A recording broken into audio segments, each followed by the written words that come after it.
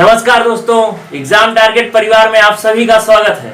आज हम लोग पढ़ेंगे एस्टिमेटिंग कास्टिंग का आगे वाला। हमने कल जो है लॉन्ग और शॉर्ट वाल मेथड को जो है डिस्कस किया था। आज हम लोग सेंटर लाइन मेथड और क्रॉसिंग मेथड के बारे में पढ़ेंगे। चलिए पहले बात करते हैं सेंटर लाइन मेथड का। सेंटर लाइन मेथड से आप कैसे करेंगे एस्टिमेटिंग सेंटर लाइन मेथड?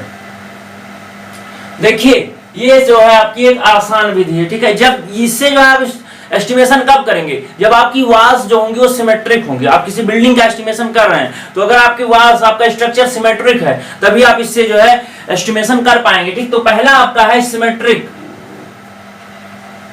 मतलब आपके जो बिल्डिंग की वाल्स वगैरह होनी चाहिए वो सिमेट्रिक होनी चाहिए, ठीक है। दूसरा आपका क्या है कि ये जो है अगर आपके बिल्डिंग में कई सारी वाल्स है, मतलब पॉलीगन टाइप का है, ठीक है, पॉलीगन शेप में है, आपका रेक्टेंगुलर शेप में है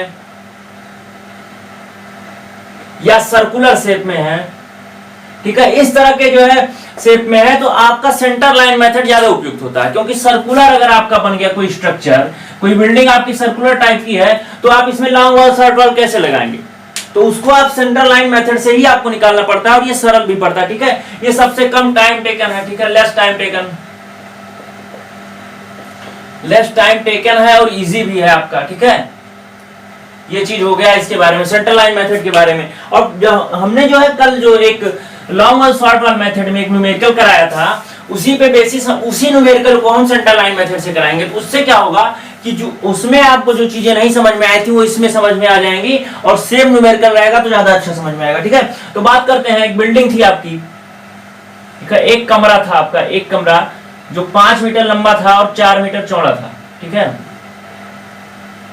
एक कमरा हो गया आपका, ये आपका 5 मीटर लंबा है, इंटरनल माप इसकी दी है, और 4 मीटर चौड़ा है, ठीक है। दीवार की लंबाई हमने बताई थी 30 सेंटीमीटर, ठीक है। और फाउंडेशन थी, ठीक, फाउंडेशन कैसी थी कि आपकी फाउंडेशन में कंक्रीटिंग थी, ठीक, इसके ऊपर एक खसका था 30 सेंटीमीटर, इसके ऊपर एक 30 सेंटीमीटर था, ठीक, इसके ऊपर एक 60 सेंटीमीटर का खसका था, उसके ऊपर वाल थी आपकी, है ना।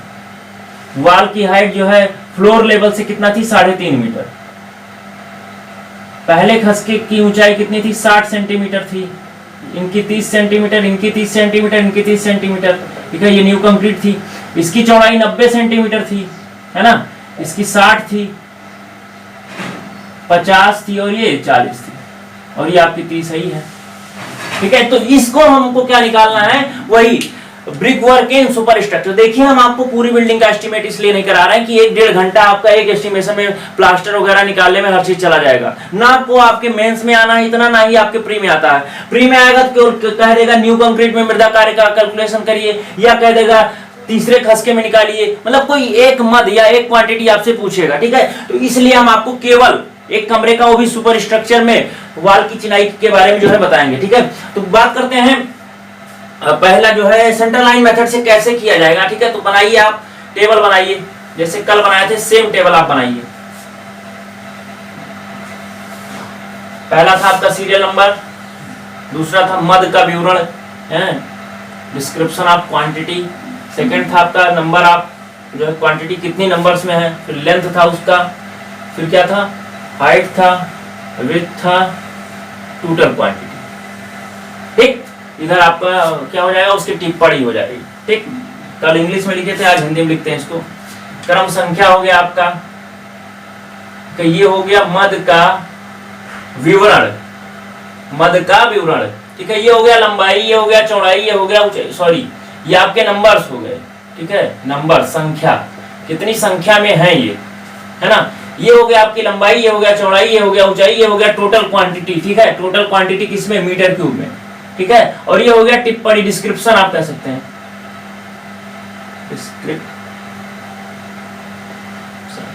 है ना। ये चीज हो गया। अब सबसे पहले हम क्या करेंगे? सबसे पहले हम इसकी सेंटर लाइन कैलकुलेट करेंगे। सेंटर लाइन कैसे कैलकुलेट करेंगे, ठीक है। सेंटर लाइन आपकी क्या होगी इसमें? देखिए सेंटर लाइन यही होगी ना, सेंटर लाइन यहां होगी,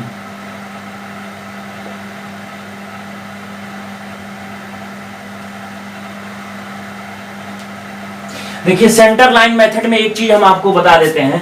अगर आपकी सेंटर लाइन में कोई दीवार ऐसे मुड़ रही है, दीवारों के जंक्शन पे सेंटर लाइन की लंबाई में कोई भी जो है डिडक्शन नहीं किया जाता है, ठीक है। जो सेंटर लाइन टोटल लाइन निकल के आएगी वही आपका हो जाएगा। दीवारों के जंक्शन पे कोई भी मतलब अगर एक दीवार मुड़ के दूसरे डायरेक्शन में जा रही है तो कोई भी डिडक्शन नहीं किया जाएगा, ठीक है। ये चीज आप नोट कर लीजिए। और दूसरा होता है इसमें कि अगर कोई दीवार जा रही है, उसमें कोई दूसरी दीवार आके मिल गई, मतलब टी टाइप का जॉइंट है, तो यहाँ पे सेंटर लाइन में आपके ये जो हाफ वॉल वाला पोर्शन है इसे माइनस किया जाता है। हाफ वॉल जो है, हाफ वॉल का डिडक्शन किया जाता है, ठीक है। इसको स्क्रीनशॉट ले लीजिए, ये बहुत पूछा जाता है कि अगर आपका टी जॉइंट है तो उसमें कितना डिडक्शन किया जाएगा, हाफ वॉल का। और अगर आपका क्रॉस जॉइंट है तो यहाँ पे पूरे एक हाफ वॉल इधर हो जाएगा, हाफ वॉल इधर का, मतलब टोटल एक वॉल के बराबर क्या डिडक्शन किया जाएगा, फुल वॉल का डिडक्शन। टोटल सेंटर लाइन निकाल लेंगे और उसमें से आप क्या कर देंगे, एक वॉल मतलब 30 सेंटीमीटर मोटी अगर आपकी वॉल है तो 30 सेंटीमीटर उस सेंटर लाइन में से घटा देंगे। अगर आपका जो है सेंटर लाइन टोटल कैलकुलेट कर रहे हो टी टाइप का जॉइंट आ रहा है तो आप क्या करेंगे, 30 सेंटीमीटर का आधा करके मतलब 15 सेंटीमीटर घटा देंगे, तो आपकी क्या टोटल सेंटर लाइन निकल आएगी। उस बेसिस पे आप क्या करेंगे, एस्टिमेशन करेंगे, ठीक। ये चीज आप नोट कर लीजिएगा, पूछा जाता है। अब बात करते हैं इस कमरे की टोटल सेंटर लाइन कैसे ज्ञात होगी। तो टोटल सेंटर लाइन ज्ञात करने के लिए आप 5 मीटर ये है, 5 मीटर ये है, कितना हो गया 5 + 5 हो गया 10 मीटर, और प्लस 0.3 इधर का, 0. मतलब 0.15 इधर का, ठीक। तो +0.3 +0.3 ये आपकी यहां से यहां तक हो गई, यहां से यहां तक सेंटर लाइन कैलकुलेट हो गई। अब यहां से यहां तक करने के लिए क्या होगा, 4 + 0.15 4 + 0.15 मतलब 4 + 0.15 + 0.15 + 4 + 0.15 + 0.15, ठीक है ना। टोटल सेंटर लाइन आपकी निकल के चली आएगी। समझ में आया ना कैसे निकला, ये पूरा जोड़ेंगे आप 5 + 5 प्लस जो है देखिए 5 ये हो गया। अब इधर 0.15 इधर 0.15 इधर 0.15 इधर 0.15 मतलब 0.3 दो बार जुड़ जाएगा।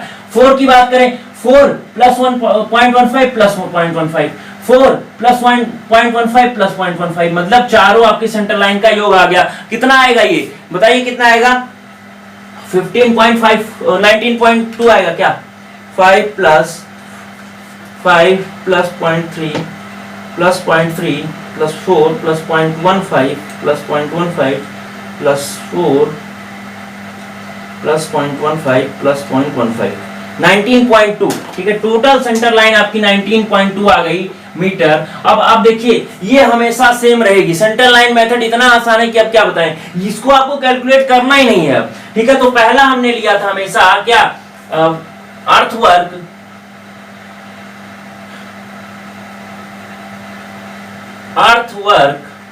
इन फाउंडेशन, मतलब नींव में मृदा खुदाई का कार्य। तो कितनी नींव है, नींव एक ही तो है आपकी, ठीक है। इसी एक ही मद में आप इसमें लॉन्ग और शॉर्ट वाल लेना नहीं है, तो एक ही मद में क्या पूरी नींव की खुदाई आप कर देंगे। तो पूरा सेंटर लाइन आप कितनी आई है 19.2, तो 19.2 लंबी आपकी, अगर इसको खोल दिया जाए तो सीधी लंबाई में कितना 19.2 मीटर लंबाई में आपको नींव को खोदना पड़ेगा, ठीक है। तो ये 19.2 लंबाई हो गई। अब बात करते हैं इसकी चौड़ाई क्या ली जाएगी। चौड़ाई इतने ही चौड़े में 90 सेंटीमीटर चौड़े में ही ना पूरे फाउंडेशन खोदी जाएगी, तो 0.9 मीटर आपका हो गया चौड़ाई। ऊंचाई कितनी होगी, ग्राउंड लेवल आपका यहाँ पे है तो ग्राउंड लेवल तक ही तो आप नींव की खुदाई करेंगे। तो जोड़ लीजिए 30 30 60 30 90 सेंटीमीटर मतलब 0.9 मीटर।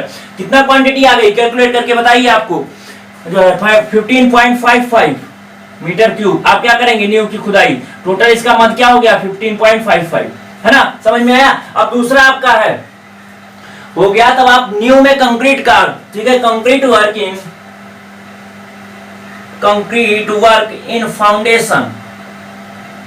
फाउंडेशन में क्या करेंगे आप, कंक्रीटिंग का कार्य करेंगे। तो कितने हो गए, एक ही फाउंडेशन आपका पूरा चलेगी। लंबाई कितनी होगी फाउंडेशन की 19.2। अब आप देखिए चौड़ाई कितनी होगी, चौड़ाई यही होगी ना कंक्रीटिंग की, तो 0.9। ऊंचाई कितनी होगी 0.3 ऊंचाई में आपको करना है कंक्रीटिंग, तो 0.3। तो कंक्रीटिंग का कितना आएगा 5.18 मीटर क्यूब। तो मतलब इसका भी मत टोटल कितना आ गया 5.18 मीटर क्यूब, ठीक है। अब बात करते हैं थर्ड आपका हो गया कि अप टू क्या, masonry work up to floor level, ठीक है। Masonry work up to floor level, masonry work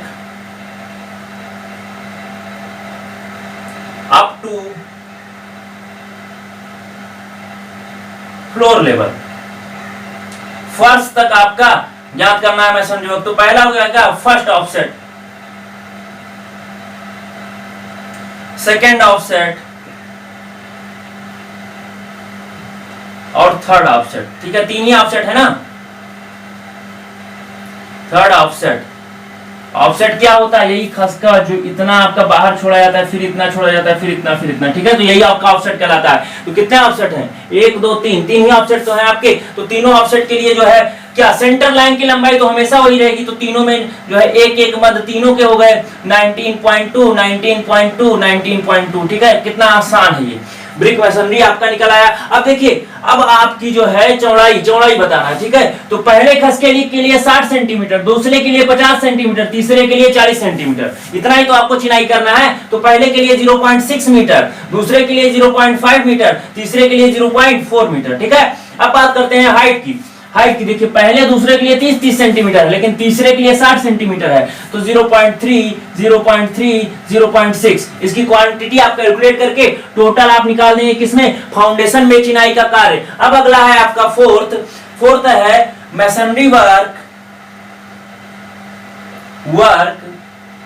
in super structure. ठीक है, masonry work in super structure. अब देखिए, इसमें भी आपकी टोटल सेंटर लाइन एक ही आएगी। सेंटर लाइन की लंबाई कितनी हो जाएगी, 19.2। इसकी चौड़ाई कितनी होगी, चौड़ाई 30 सेंटीमीटर की वाल है ना, तो 30 सेंटीमीटर 0.3। हाइट कितनी है दीवार की, कितनी हाइट तक आपको चिनाई करनी है, तो 3.5 मीटर तक चिनाई करनी है। तो 3.5 हो जाएगा आपका। टोटल क्वांटिटी निकाल देंगे। तो यह सारी आपकी क्वांटिटी निकल आई। अब इनका शेड्यूल ऑफ रेट कैसे निकालेंगे, शेड्यूल ऑफ रेट इसकी देखिए, मृदा खुदाई का रेट कितना है उसकी टोटल क्वांटिटी से गुणा करके आप निकाल लेंगे।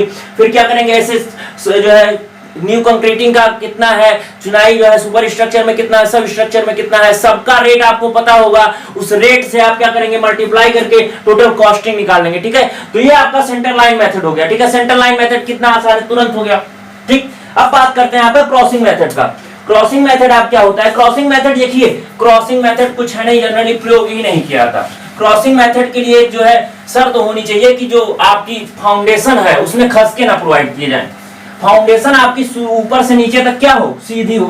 ठीक है, उसमें खसके ही ना दिए जाए। तो फाउंडेशन का मतलब कॉस्ट पहली बात फालतू में बढ़ेगा, और दूसरा आपका ऐसा कोई फाउंडेशन जल्दी प्रोवाइड नहीं किया जाता है, तो ऐसी एस्टिमेटिंग जल्दी करने की आवश्यकता ही नहीं पड़ती है। लेकिन फिर भी हमारे उसमें सिलेबस में तो न्यूमेरिकल नहीं बताएंगे उसका, लेकिन कभी पूछा नहीं गया ना पूछा जाएगा। ठीक है, तो बात करते हैं क्रॉसिंग मेथड। थर्ड है आपका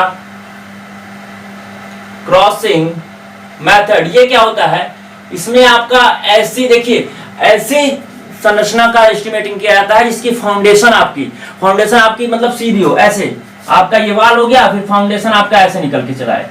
तो इसमें क्या करते हैं, इसमें यही फाउंडेशन की एक ही बार में डेप्थ ज्ञात कर लेते हैं, चौड़ाई ज्ञात कर लेते हैं और लंबाई, उसको तीनों को गुणा करके आयतन निकाल लेते हैं। ठीक है, तो ये बहुत सिंपल सा मेथड है, आपको आयतन ज्ञात करना है। ठीक है, और ये जो है जनरली प्रयोग नहीं किया जाता। ठीक है, सबसे कम परिशुद्ध है आपका, सबसे कम एक्यूरेट। ठीक है, सबसे कम परिशुद्ध है आपका। ठीक, ये चीज समझ में आ गया ना, क्रॉसिंग मेथड। अब हम बात करते हैं आर्च की। देखिए, आर्च की आप डिजाइन कैसे करेंगे, आर्च की क्वांटिटी कैसे निकालेंगे। एसएससी जेई में, डीआरसी जेई में क्वेश्चन पूछा जा चुका है कि सेगमेंटल आर्च दे देता है आपको, उसमें क्वांटिटी आपको कैसे निकालनी होती है। तो आर्च का क्वेश्चन आएगा तो आप एक चीज कैलकुलेट कर ले जाएंगे बस, तो आपका पूरा काम हो जाएगा। ठीक है, मान लीजिए कोई आर्च है ना, ये कोई आपका आर्च है। ठीक है, मान लीजिए इसका रेडियस आपका ये है। ठीक है, ये आपका एंगल हो गया, थीटा एंगल बताना है, ये यहां से यहां तक की दूरी आपकी रेडियस है। ठीक है, अब इसमें आपको क्या करना है, एक ही काम करना होता है आपको, इसकी मीन लेंथ निकालनी होती है। ठीक है, मध्यमान लंबाई जिसको बोलते हैं आप, एलएम आप अगर इसका निकाल लिए तो आपका पूरा क्वेश्चन सॉल्व। इस एलएम के लिए जो रेडियस ली जाती है वो आरएम होती है, मतलब मिडिल की जो है रेडियस होगी उसे आरएम कहेंगे। तो एलएम आप कैसे निकालेंगे, एलएम आपको पता है, चाप बराबर क्या होता है, कोण गुणे त्रिज्या, बचपन से पढ़ते आए हैं, सबको पता होगा। ठीक है, एलएम आपका चाप ही है, कोण आपका कितना दिया है, थीटा डिग्री, और त्रिज्या कितनी है, आरएम। एलएम के लिए कितनी त्रिज्या है, आरएम। ठीक है, और थीटा को आप किसमें रखेंगे, रेडियन में। तो एलएम बराबर क्या हो जाएगा, theta into pi upon 180 into RM. ठीक है। तो ये आपका लेंथ मध्यमान जो है लंबाई आपकी निकल के चली आएगी, ठीक है। ये और देखिए आरएम आप कैसे निकालेंगे, आरएम बराबर जो होता है, आर्च की डेप्थ आप मान लीजिए डी दी हुई है, आर्च की डेप्थ डी दी हुई है, तो आरएम आपका हो जाएगा R plus D by two, R plus D by two. तो आपका आरएम निकल आएगा और इस आरएम से आप क्या कैलकुलेट कर लेंगे, एलएम निकल आएगा। तो टोटल क्वांटिटी कैसे आर्च की निकलेगी, वॉल्यूम निकलेगा। देखिए डी इंटू एलएम इंटू इतने कितने चौड़ाई में जा रहा है बी, ठीक है। तो ये आपकी टोटल क्वांटिटी मीटर क्यूब में निकल आएगी आर्च की, ठीक है। समझ में आया ना। ये आपका सेगमेंटल आर्च होता है। क्या होता है, सेगमेंटल आर्च। आपको कोई भी आर्च दे दे, कितना भी कोण का वृत्तखंड दे दे, कोई भी आर्च दे दे, आपको सर्कुलर दे दे, सेमी सर्कुलर दे दे, जो भी दे दे, आपको केवल क्या करना है, मध्यमान लंबाई निकालना है। वो कैसे भी करके आप निकालिए, है ना। मध्यमान लंबाई निकाल के उसके डेप्थ के और उसके चौड़ाई से गुणा कर देंगे तो टोटल क्वांटिटी निकल के चली आएगी। तो ये हमारा कहलाता है क्या, सेगमेंटल आर्च। इससे एक क्वेश्चन आपको कराते हैं, वैसे जो है डीएमआरसी जेईई में आया हुआ है। क्वेश्चन आपकी स्क्रीन पर दिख रहा होगा, उसके पढ़िए ढंग से, फिर हम करा देते हैं, जिससे आपका क्या होगा, क्लियर हो जाएगा ये। एक सेगमेंटल आर्च वाला क्वेश्चन जो है पूछा जा रहा है इस बार टीसीएस का, तो ये क्वेश्चन बन चुका है। तो देखते हैं, क्वेश्चन है आपका कि जो है डेप्थ दी है आर्च की कितना, 40 सेंटीमीटर, 40 सेंटीमीटर आपकी डेप्थ दी है आर्च की, ठीक है। और आपको क्या दिया है रेडियस आपका दिया है 2 मीटर, रेडियस दिया है 2 मीटर, ठीक है। इंटरनल और जो है अंदरूनी आपका चाप है, इंटरनल चाप, उसकी लंबाई कितनी दी है, 3 मीटर, ठीक है। और आपको लेंथ मतलब बी आपका दिया है बी 2 मीटर, 2 मीटर लंबाई में अगर आर्च बना हुआ है वही आपका चौड़ाई हो गया, मतलब 2 मीटर लेंथ में ऐसे कुछ है आपका आर्च, ऐसे है आपका, ठीक। ये है, फिर ये समझ लीजिए ऐसे गया हुआ है, इधर को गया है ना। ये आपको दिया है कितना, 2 मीटर, है ना। ये आपको दिया है 2 मीटर, ये आपको दिया है 3 मीटर, डेप्थ आपको दिया है 40 सेंटीमीटर, है ना। आपको एलएम ज्ञात करना है, आर भी आपको दी है, इंटरनल रेडियस आर आपको कितना दिया है, 2 मीटर, ठीक है। तो सबसे पहले आप क्या करेंगे, आरएम निकाल लेंगे, ठीक है। आरएम यहां से पहले कोण निकालिए, थीटा, थीटा। तो कोण बराबर क्या होता है, चाप बटे त्रिज्या, अरे यार इंग्लिश में आर्क अपॉन रेडियस, ठीक है। क्या हो जाएगा, आर्क अपॉन रेडियस, समझ में आया ना। इंग्लिश में भी समझ में आ गया कि नहीं आ गया, आर्क अपॉन रेडियस हो गया। अब आर्क आपका कितना दिया है, 3 मीटर, रेडियस उसके लिए इस 3 मीटर के लिए 2 मीटर दिया है, तो ये आपका थीटा रेडियन में आ गया 3/2, ठीक है। अब आप जो है इस थीटा को इसके लिए देखिए, थीटा का मान तो चेंज नहीं होगा। अब आप एलएम निकालने के लिए आरएम निकालिए, तो आरएम आपका कितना हो जाएगा, आरएम हो जाएगा, आरएम हमने बताया आपको आर प्लस डी बाई 2 होता है। आर आपका 2 मीटर है, डी आपका 40 सेंटीमीटर, 0.4/2 यानी 2.2 मीटर आपका क्या हो गया, रेडियस हम जो है मध्यमान रेडियस हो गया आपका। अब एलएम बराबर क्या होता है आपका, ठीक है। ये भी चाप बराबर कोण गुणे त्रिज्या, तो कोण क्या हो जाएगा, थीटा आपका 3/2 और इनटू त्रिज्या आरएम 2.2 यानी 3.3 आ गया आपका क्या, मीटर। मध्यमान लंबाई 3.3 मीटर आ गई आपकी। अब आपको क्वांटिटी याद करनी है, क्वांटिटी मतलब पूरा वॉल्यूम आपका मटेरियल कितना लगेगा, तो देखिए ना, मध्यमान लंबाई 3.3 into depth of arc 0.4 into क्या, चौड़ाई b 2, ठीक है। तो ये आपकी टोटल क्वांटिटी मीटर क्यूब में निकल आएगी, कितना आएगी बताइए, 2.64 आ रही है क्या, 2.64 मीटर क्यूब। समझ में आ गया ना। ये क्वेश्चन आपसे सेगमेंटल आर्क का पूछा गया था, ठीक। अब हम आगे बढ़ते हैं, इसको आप लोग जो है स्क्रीनशॉट ले लीजिए।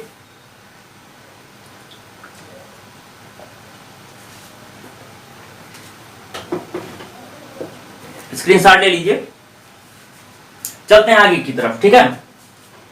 आगे का क्वेश्चन है हमारा, आगे का क्वेश्चन क्या, आप आगे पढ़ाते हैं। क्वेश्चन आपको समझ में आ गया होगा, है ना, कि सेगमेंटल आर्क का क्वेश्चन कैसे कैलकुलेट करते हैं। आज की क्लास आपके लिए बहुत इंपॉर्टेंट है, क्योंकि इससे जो है आपको एग्जाम में बहुत ज्यादा क्वेश्चन आएंगे, ठीक है। अब बात करते हैं टाइप्स ऑफ रूफ की, ठीक है। रूफ से आपको क्वेश्चन पूछे जा रहे हैं आजकल, types of roof, types of roof. छत की बात करें अगर, तो जो आपके छत होते हैं उसमें जो सीट्स वगैरह यूज की जाती हैं, एसी सीट्स, जीआई सीट्स, वो सब कैसे होते हैं, स्लोप होता है, फ्लैट रूफ होता है, स्लोपी रूफ होता है, ठीक है। सबसे पहले बात करते हैं जैक आर्च।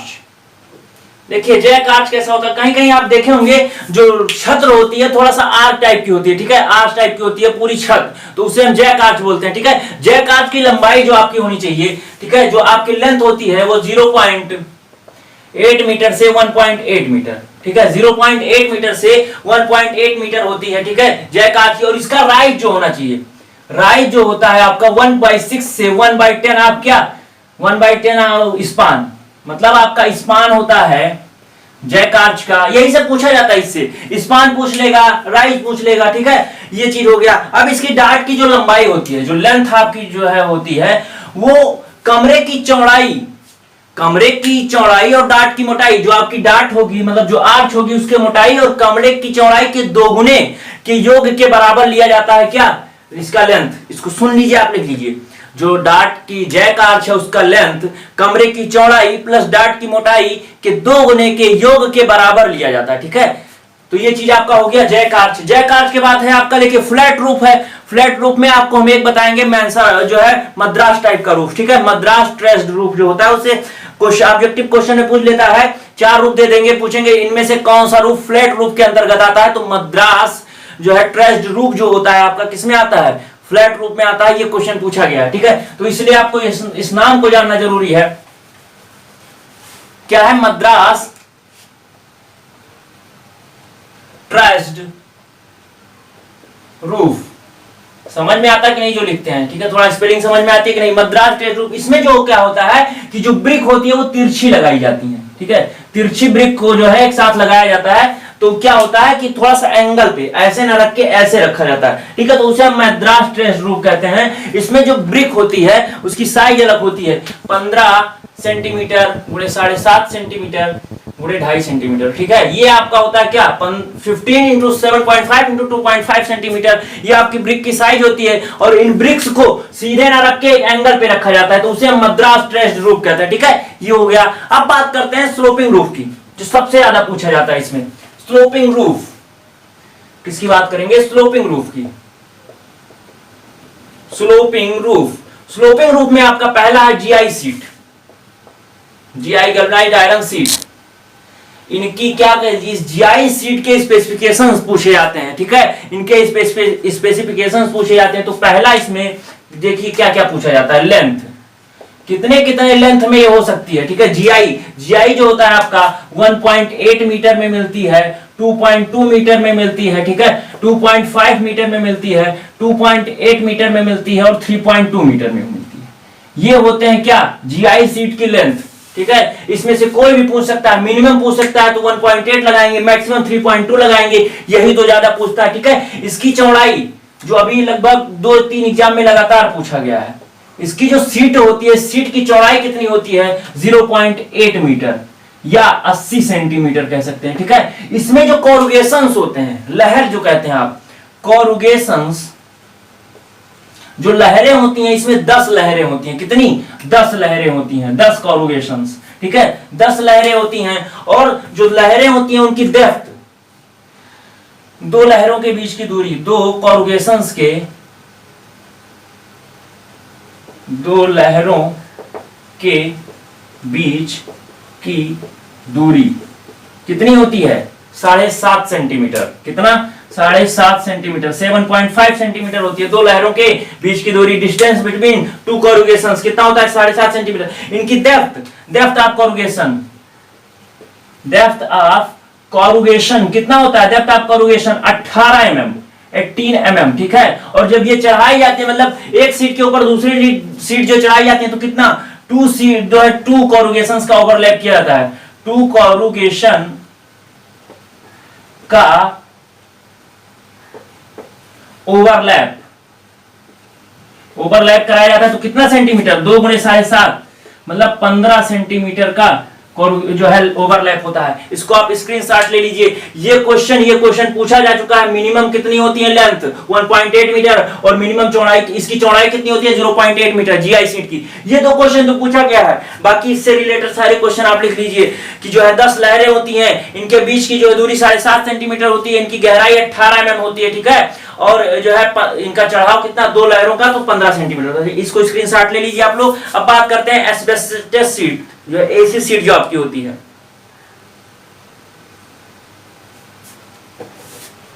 ठीक है, तो यहां डालिए एसी सीट। सेकंड है आपका एसी सीट, ठीक है, उसकी लेंथ की बात करते हैं, एसी सीट की लेंथ की बात करते हैं। तो लेंथ इसका होता है 1.5 मीटर, 1.75 मीटर, ठीक है, और 2 मीटर, ठीक है, और 2.25 मीटर और 3 मीटर, ठीक है। कितना हो गया? 1.5 मीटर, 1.75 मीटर, 2 मीटर, 2.25 मीटर और जो है 3 मीटर, ठीक है। इतने लंबाई में आपकी क्या मिलती है? लेंथ में। इनकी चौड़ाई कितनी होती है? इनकी चौड़ाई जो होती है वो क्वेश्चन में पूछा गया है, आपको दिए होंगे पेपर तो याद होगा। इनकी जो चौड़ाई होती है 1.05 मीटर होती है। इसकी स्टैंडर्ड चौड़ाई 1.5 मीटर होती है और इनमें कोरुगेशन कितना होता है? 7 कोरुगेशन होता है, ठीक है। इनके दो लहरों के बीच की दूरी कितना होती है? 2 कोरुगेशन। देखिए इसमें 7 लहरें होती हैं, 7 लहरें आएंगी तो ठीक है, इनके कोरुगेशन की बीच की दूरी उससे ज्यादा होती है। कितने? 14.6 सेंटीमीटर होती है। कितने? 14.6 सेंटीमीटर। उसमें कितना था? उसमें 7.5 था, इसमें 14.6, इसमें 18 mm है, इसमें 18 mm डेप्थ है, लेकिन इसमें कितना आएगा? केवल 4.6 सेंटीमीटर हो जाएगा। कितना हो जाएगा? 4.6, ठीक है, 4.6 या 4.8, ठीक है, तो 4.8 कर लीजिए। 4.8 सेंटीमीटर आपका हो जाएगा, ठीक है, डेप्थ ऑफ कोरुगेशन। इसमें भी ओवरलैप जो कितना हो जाता है? इसमें 2 ओवरलैप ना लिख लीजिए, कोरुगेशन का ओवरलैप कितना? 15 सेंटीमीटर, 15 सेंटीमीटर, ठीक। ये चीज हो गया आपका किसके? एसी सीट के बारे में। लेंथ 1.5, 1.75, 2, 2.253, ठीक है। विथ इतना 1.05, कोरुगेशन 7 होते हैं इसमें, 2 लहरों के बीच की दूरी 14.6 सेंटीमीटर होती है, ठीक है, और जो है इनकी डेप्थ होती है 4.8 सेंटीमीटर होती है और कोरुगेशन का ओवरलैप 15 सेंटीमीटर होता है, ठीक। ये चीज आप देख लीजिए, स्क्रीनशॉट ले लीजिए। अगला है आपका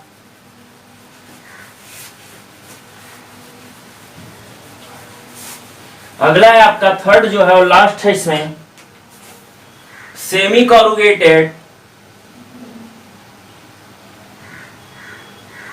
और ट्रेफोर्ड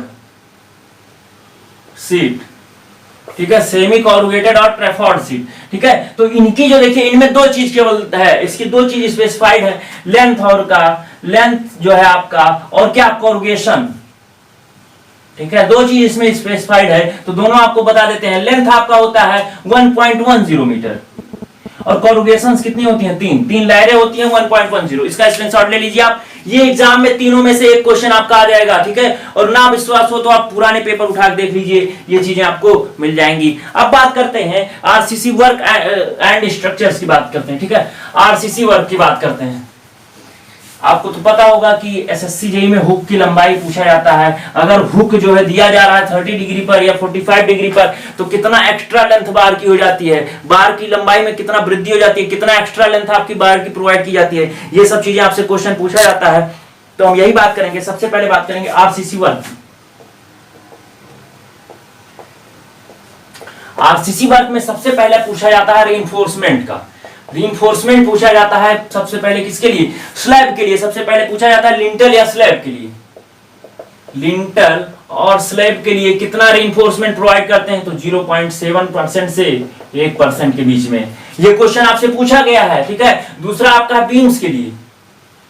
बीम्स के लिए पूछा जाएगा तो 1% से 2%, यही परसेंटेज आप लगाएंगे अगर वहां पूछा जाता है। थर्ड आपका पूछा जाएगा किसके लिए? कॉलम्स के लिए। कॉलम के लिए 2% से 5% के बीच में। कितना? 2% से 5% के लिए कॉलम के बीच में। 1% से 5% इसको कर सकते हैं, ठीक है, 1% से 5% के बीच में, है ना। और फोर्थ है आपका फाउंडेशन। फाउंडेशन में कितना रीइंफोर्समेंट प्रोवाइड करेंगे? 0.75 से 0.5 से 0.8%, 0.5% से 0.8%, ठीक है। ये चारों फाउंडेशन आप स्क्रीनशॉट ले लीजिए। इसका क्या होता है कि लिंटर में 1.7 से 1%, बीम से में 1 से 2 मतलब 1 से 2%, कॉलम में 1 से 5% के लिए और फाउंडेशन में 0.5 से 8%। इसके ऑब्जेक्टिव में अभी तक ये सब यही पूछा गया है और ये कम से कम 3-4 बार पूछा गया है, तो उम्मीद है कि ये सब पूछे जाएंगे, ठीक है। अगली बात करते हैं हम। अगला जो आपका हुक होता है, ठीक है, जो हुक बनाए जाते हैं, तो जो अगर जो है बार के एक तरफ हुक बनाया जाता है तो उसकी लंबाई, हुक की लंबाई मानक हुक की लंबाई कितनी होती है 9 फाई और बार के दोनों तरफ प्रोवाइड की गई है, तो total length of bar, total length of बार कितना हो जाएगा अगर दोनों तरफ हुक प्रोवाइड किया गया है L प्लस 18 फाई। ये ऑप्शन आपको याद आ रहा होगा, अगर आपने पेपर दिया होगा तो ये क्वेश्चन पूछा जाता है, ये क्वेश्चन पूछा जाता है। ठीक है, ये चीज आप लिख लीजिए, इसका स्क्रीनशॉट ले लीजिए। अब हम बात करते हैं आगे, हुक हो गया। अब अगर आपके बार को, जो आपकी बार होती है कौन सी, जब आपने देखा होगा जब आप रिइंफोर्समेंट, शियर रिइंफोर्समेंट पर जो है प्रोवाइड करते हैं तो ये कुछ, ठीक है, ऐसी बार कुछ आपको दिखती है। ठीक, तो इस बार में देखिए आप,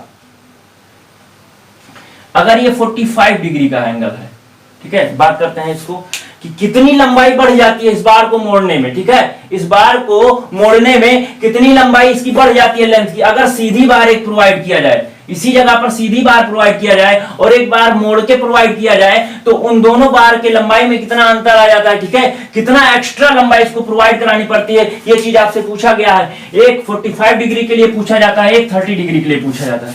ठीक है, तो सबसे पहले बात करेंगे हम 45 डिग्री पर मुड़ी छड़ के लिए। 45 डिग्री पर मुड़ी छड़ के लिए, ठीक है, 45 डिग्री पर अगर कोई बार मुड़ी है तो उसके लिए हमको कितना एक्स्ट्रा जो है प्रोवाइड करना पड़ता है। तो देखिए ये आपकी बार है, ठीक है, ये 45 डिग्री पर मुड़ गई। ठीक, कितना है ये 45 डिग्री है ना, ये आपका 45 डिग्री है। इस जो है लेंथ को हम, क्रैंक लेंथ को कितना मान लेते हैं L। ठीक है, जो बेंट अप बार है आपका, इस बेंट अप लेंथ को हम क्या बार, कौन सी बार है ये, बेंट अप बार। ठीक है, ये क्यों प्रोवाइड की जाती है, शियर को जो है रेजिस्ट करने के लिए। ठीक, ये आपका हुक होता है। ठीक, तो ये बेंट अप बार हो गया। ये आपकी इफेक्टिव डेप्थ होती है, आपको पता है, इफेक्टिव डेप्थ हो गई आपकी। ठीक है, तो जो ये लंबाई आएगी वो भी आपकी इफेक्टिव डेप्थ ही आएगी ना, ये लंबाई इफेक्टिव डेप्थ आएगी। और 45 डिग्री कोण है, आपको पता है 45 डिग्री कोण है, तो ये भुजा बराबर होगी। तो अगर ये D है तो यहां से यहां तक की दूरी कितनी हो जाएगी, D हो जाएगी। और अगर आप देखेंगे तो इस हुक, इस जो है लेंथ को अगर हम सीधा करेंगे तो L आपका यहां तक आएगा, है ना, L आपका यहां तक आएगा। मतलब हमने एक्स्ट्रा लेंथ प्रोवाइड की, कितना, इतना एक्स्ट्रा लेंथ हमने प्रोवाइड की, x दूरी, है ना। अगर आपकी बार 45 डिग्री पर मोड़ी जाती है तो x के बराबर एक्स्ट्रा जो है आपको प्रोवाइड करना पड़ता है। क्या प्रोवाइड करना पड़ता है, लेंथ। तो उस एक्स्ट्रा लेंथ को निकाला जाता है। यही आपसे पूछा जाता है कि अगर आपको सीधी लंबाई ज्ञात करनी है तो कितना ऐड करना पड़ेगा। देखिए, अगर आपको सीधी लंबाई दे दी जाती है, क्वेश्चन कैसे आता है कि एक बार है, बेंट अप बार, उसकी सीधी लंबाई 5 मीटर है और 45 डिग्री पर दोनों तरफ मोड़ी गई है, तो इसकी टोटल लेंथ कितनी आएगी, तो L प्लस कितना होगा, उसी को, ये कितना होगा उसी को हमको कैलकुलेट करना है। आपके क्वेश्चन आए होंगे कि 45 डिग्री पर मोड़ी है, 30 डिग्री पर मोड़ी है, तो कितना लेंथ हो जाएगा टोटल, तो वही बात करते हैं। ठीक है, ये आपका L हो गया, ये जो लेंथ है। अब हम देखिए tan 45 डिग्री बराबर क्या होता है, tan 45 डिग्री आपका क्या हो जाएगा, D, मतलब ये भुजा और ये भुजा, तो यानी जो है 1 हो जाएगा। तो यानी जो ये भुजा होगी, मतलब D, ये अगर ये D है तो ये भी D होगी। ठीक है, ये कैलकुलेट हो गया आपका। अब बात करते हैं L को कैलकुलेट करने। तो L स्क्वायर बराबर क्या हो जाएगा आपका, L स्क्वायर बराबर हो जाएगा D square plus D square. ठीक, D square plus D square हो जाएगा। तो L बराबर अंडर रूट D स्क्वायर हो जाएगा, 2D स्क्वायर, मतलब अंडर रूट 2D स्क्वायर मतलब D रूट 2 हो जाएगा। ठीक है, D रूट 2 हो गया। रूट 2 का मान कितना होता है, 1.414D। ठीक है, इसको लिख सकते हैं आप 1.42D। ठीक है, ये आपकी लेंथ आ गई, क्रैंक लेंथ, मतलब ये लेंथ आ गई। आपको पता है x निकालना है, एक्स्ट्रा बड़ी हुई लेंथ निकालनी है, क्या हो जाएगा L माइनस D, मतलब 1.42D माइनस जो है D, तो कितना हो जाएगा 0.4D। आपको ये ऑप्शन दिखता होगा कि कितनी लेंथ एक सिरे बढ़ जाती है, 0.4D, बढ़ी हुई लेंथ की लंबाई कितनी हो गई, 0.4D। अब आपसे कोई पूछ लिया कि टोटल लेंथ निकालिए, तो आप क्या कर देंगे, L प्लस 2 इंटू 0.42D, क्योंकि दोनों तरफ का 0.42D बढ़ जाएगा। तो आपका, अगर आपकी जो है सीधी लंबाई है बार की, उसमें 0.42D एक तरफ, 0.42D एक तरफ जो है जोड़ देंगे, तो आपकी टोटल लेंथ निकल आएगी, किसका, क्रैंक लेंथ की। ठीक है, तो इसको आप नोट कर लीजिए, कभी कभी ये ऑप्शन में पूछता है, कभी ये पूछता है। ठीक है, 0.42D कैसे आता है, समझ में आ गया। अब बात करते हैं, अगर 30 डिग्री पर मोड़ दी जाए, किसी बार को अगर हम 30 डिग्री पर मोड़ दें, बेंट अप बार है आपकी, 30 डिग्री पर मुड़ी है, तो आपका एक्स्ट्रा लेंथ कितना प्रोवाइड करनी पड़ती है उसके लिए। 30 डिग्री पर मुड़ी छड़ के लिए आपकी एक बार है, आपकी एक बार है ऐसे, है ना, और ये 30 डिग्री पर मुड़ी है, बेंट अप बार आपकी 30 डिग्री पर मुड़ी है, तो ये आपका लेंथ हो जाएगा क्रैंक लेंथ एल, है ना, ये आपकी हो गई डी, तो ये भी आपका क्या हो जाएगा, ये डी नहीं होगा क्योंकि यहाँ 45 डिग्री नहीं है, यहाँ 30 डिग्री है, तो tan 30 बराबर tan 30 लगाइए, लंब और आधार का बात है, तो tan 30 डिग्री आपका क्या हो जाएगा, इसको मान लीजिए x, है ना, तो d बाई x, तो x बराबर क्या होगा d बाई tan 30, और आपको पता है tan 30 की वैल्यू कितनी होती है 1/√3, मतलब √3 ऊपर जाएगा, यानी √3d हो गया आपका, यानी 1.73 डी आपका आ गया, ठीक है, 1.73 डी आ गया, है ना, ये आपका आ गया ये लेंथ, ठीक है, बॉटम की लेंथ। लेकिन आप जब इस क्रैंक लेंथ को सीधा करेंगे तो एक्स्ट्रा लंबाई आपको y के बराबर प्रोवाइड करनी पड़ी। अगर ये आपका निकल के आया जो है 1.73 डी, तो ये कितना होगा, ये कितना होगा एक्स्ट्रा, अगर आपका ये पूरा l है, पूरा l ही तो है, तो एक्स्ट्रा लेंथ आपका y बराबर हो जाएगा l माइनस एक्स, ठीक है, और y बराबर आपको निकालना है l, जो है आपको पता है l कितना है आपका, L कैलकुलेट करिए यहां से, L देखिए L जो हो जाएगा आपका, पहले इसको L ही कैलकुलेट कर लेते हैं, तो L कैसे निकलेगा, लंब और कर्ण साइन थीटा लगा दीजिए, साइन 30 डिग्री बराबर क्या हो जाएगा d बाई एल, तो L हो जाएगा d बाई साइन 30, और साइन 30 का मान आपको पता है 1/2 होता है, तो 2 ऊपर चला जाके क्या हो जाएगा 2d, है ना, 2d हो गया आपका, 2d जब हो गया, अब निकालेंगे क्या, अब निकालेंगे इसको y को, तो y बराबर क्या हो जाएगा l minus x, l minus x, l आपका कितना हो गया 2d, और x क्या है 1.73d, तो क्या हो जाएगा 0.27d। आप ये भी ऑप्शन में देखे होंगे कि अगर आपकी बार 30 डिग्री पर मोड़ी है तो बड़ी हुई लेंथ कितना होती है 0.27d। अगर आपकी ओरिजिनल लेंथ बार की निकालनी है, मतलब ओरिजिनल लेंथ का मतलब अगर बीम की चौड़ाई l है और बार उसमें बेंट अप की गई है, तो बार की ओरिजिनल लेंथ कितनी होगी, तो ओरिजिनल इतना 0.27d, एक तरफ जोड़ देंगे 0.27, इसको जनरली कहीं कहीं 0.3d भी लेते हैं, ठीक है, एक्चुअली में तो 0.27d होता है, लेकिन इसको 0.3d भी लेते हैं, तो कितना जोड़ देंगे, टोटल लेंथ आपकी हो जाएगी बार की, टोटल लेंथ कितना हो जाएगी l जो होगा स्पान आपका प्लस 2 इंटू 0.3d, है ना, तो दोनों समझ में आ गया ना, इससे ज्यादा इससे क्वेश्चन पूछा नहीं जाता, और ये पूछा जाता है तो आपको जानना होगा एस्टिमेटिंग में ही, है ना। अब बात करते हैं आपका रोड के एस्टिमेशन कैसे करेंगे। आपकी एस्टिमेटिंग बहुत जल्दी खत्म होगी, हमें लगता है 5-6 लेक्चर में खत्म हो जाएगी, 7 लेक्चर में। उसके बाद आप लोग क्या पढ़ना चाहेंगे बताइएगा, ठीक। अब चलते हैं आगे की तरफ, आपका है फिर रोड की बात करते हैं हम, ठीक है। तो रोड में मेनली आपको पढ़ना क्या है, रोड में आपको वॉल्यूम ऑफ अर्थवर्क, जब आप चाहे रोड को आप किस में बनाएं, कटिंग में बनाएं, चाहे रोड आपको फिलिंग में बनाएं, तो उसकी अर्थवर्क को कैलकुलेट करना ही आपसे पूछा गया है आज तक आपको देखे होंगे कि अर्थवर्क पूछा जाता है कि एम्बैंकमेंट है उसमें कितना अर्थवर्क जो है आपको लगेगा, तो यही चीज आपको हम पढ़ाएंगे, ठीक है। तो इसके सारे फॉर्मूले बताएंगे, ठीक है। मान लीजिए आपकी कोई जो है रोड है वो कटिंग में है, ठीक है, कटिंग में है, और इसका साइड स्लोप है s:1 है, ठीक है, s:1 मतलब s हॉरिजॉन्टल 1 वर्टिकल, ये आपका क्या है b है आपका, और इसकी डेप्थ कितनी है d, है ना, d डेप्थ है, इतना चीज पता है। तो इसमें पहला होता है आपका sectional method, cross sectional area method, क्या है cross sectional area method, cross sectional area method, ठीक है। क्रॉस सेक्शनल एरिया मेथड में क्या होता है, इस क्रॉस सेक्शन का हम एरिया निकाल लेंगे और उसको लेंथ से मल्टीप्लाई कर देंगे, जितनी लंबाई तक ये खोदा गया है, तो वही आपका वॉल्यूम निकल आएगा। तो वॉल्यूम क्या हो जाएगा BD मतलब इसका लंबाई, है ना, इसका एरिया इतने का, अब बचा ये दोनों पोर्शन, ठीक है, ये दोनों पोर्शन क्या हो जाएगा प्लस SD² कितना into L।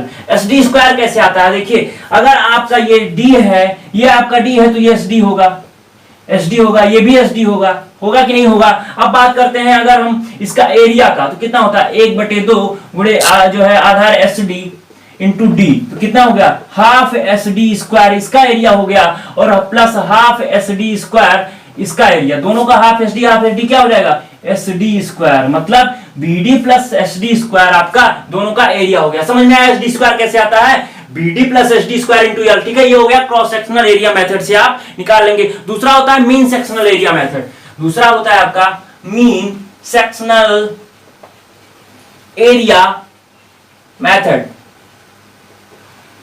Main sectional area method क्या होगा कि जो आपका सेक्शन दिया हुआ है उस सेक्शन में आप क्या कहते हैं मिडिल का एरिया निकाल लेंगे, ठीक है।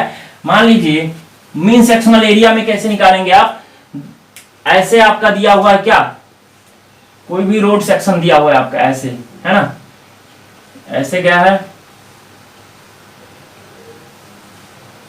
ठीक है।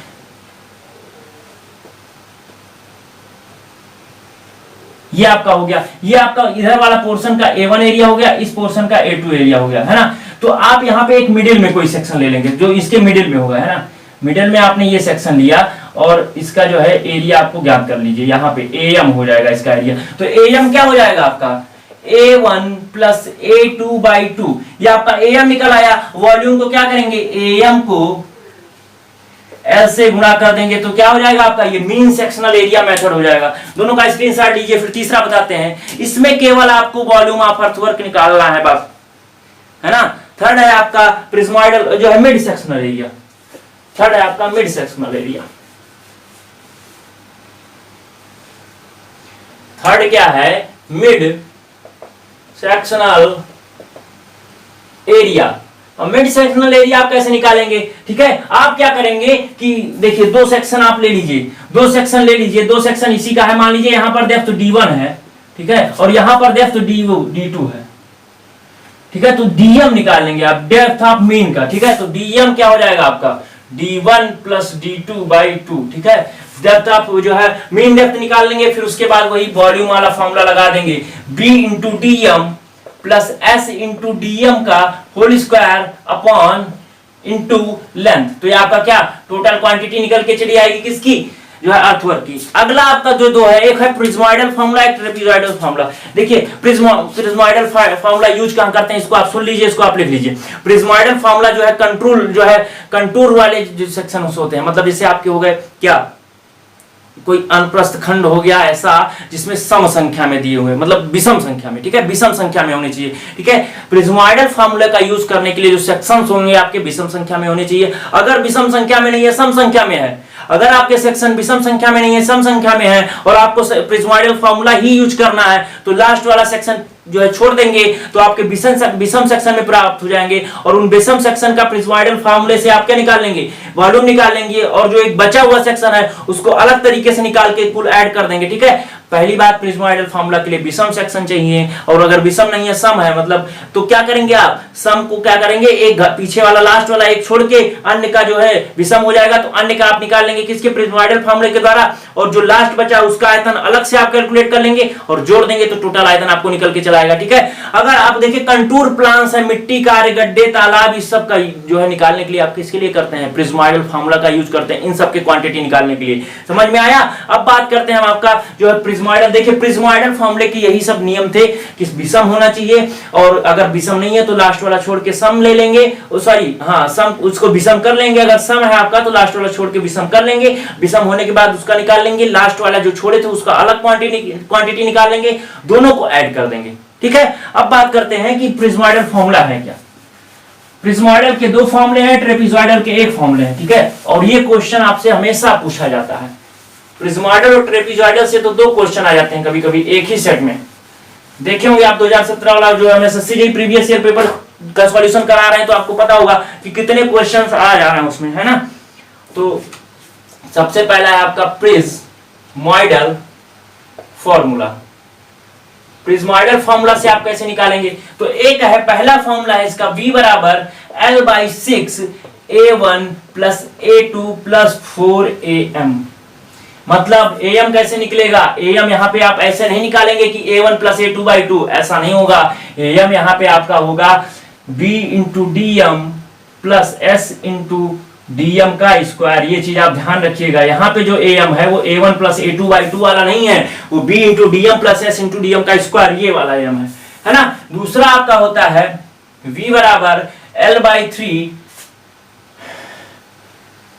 A1 plus AN plus 4 into sum वाले सारे प्लस 2 इंटू विषम वाले सारे, विषम वाले सारे एरिया ऐड कर देंगे, ठीक है। ये आपका हो गया ट्रेपेजॉइडल मेथड, ठीक है। A1 प्लस AN और L/2 L/3 सही है, ठीक है। L/3 A1 plus A n, 4 वाले सारे सम फिर 2 के साथ सारे विषम वाले एरिया को रख देंगे तो आपको क्या निकलेगा, जैसे A1 A2 A4 A5 मतलब A6 इस तरह से इसमें रखा जाएगा, और इसमें जितने सम वाला उनका सम कर लेंगे ना आप, ये सम मतलब सबमिशन ऑफ हो जाएगा, ठीक है। ये भी सबमिशन हो जाएगा सारे का, A3 A5 A7, ठीक है, ये चीज हो जाएगा। अब बात करते हैं ट्रेपीजॉइडल फॉर्मूले की।